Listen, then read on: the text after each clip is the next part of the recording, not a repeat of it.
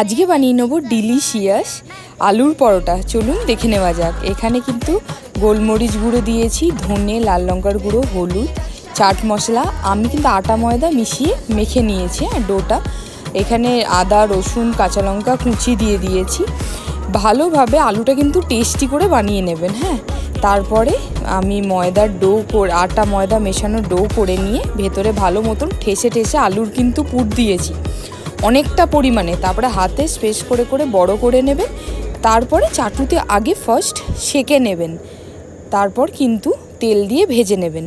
আমার একদম মন ভালো নয়, কারণ কি যা সিচুয়েশান চলছে ওই জন্য ভিডিও কিন্তু আমি রেগুলারলি পোস্ট করতে পারছি না। তাও অনেক দিন পর মনে জোর পেতে আমি কিন্তু একটা টিফিনের আইটেম আপনাদের সাথে শেয়ার করলাম। ভালো লেগে থাকলে লাইক, শেয়ার, কমেন্ট করবেন, সাবস্ক্রাইব করে যেতে ভুলবেন না। ধন্যবাদ।